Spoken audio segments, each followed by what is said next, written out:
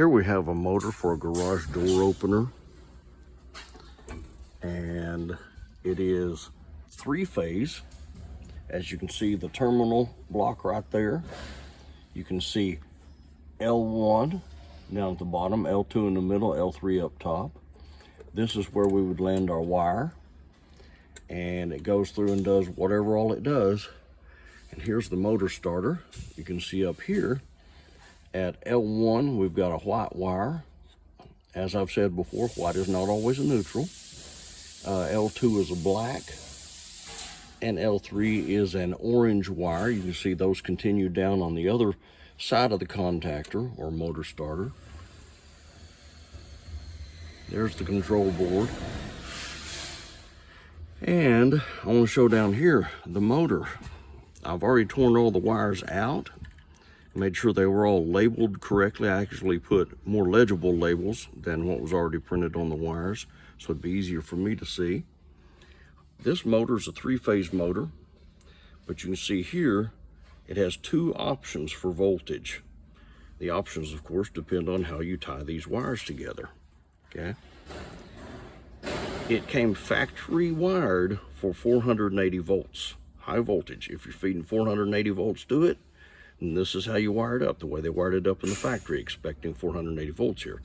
But we're not feeding it with 480 volts in this application. This building, we're feeding it with 208. So we got to wire it up so that it works low voltage, okay? And I want to go over a couple of things here.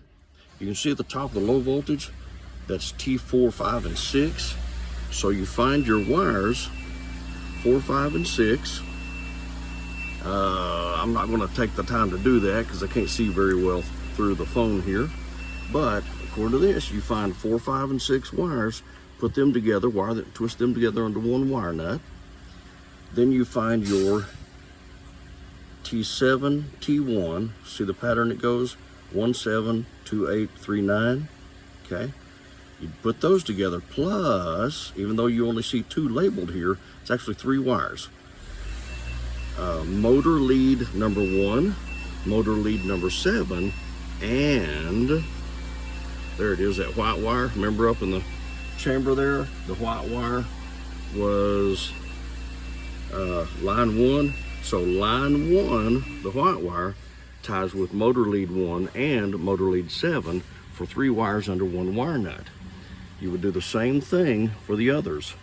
2, 8, and the black wire, which is terminal, or I'm sorry, T8, yeah, terminal 8, coming off the motor starter. And here, motor wire, motor lead 9, motor lead 3, and phase 3, which is in here, the orange wire, which I've marked phase 3. So 3 wires for the low voltage, 3 wires under every wire nut. And then you can put 208 to it, 3-phase, and it will work just fine. Of course, as usual, if it tries to run backwards, you just switch your C-phase and A-phase around, and it'll turn the rotation around.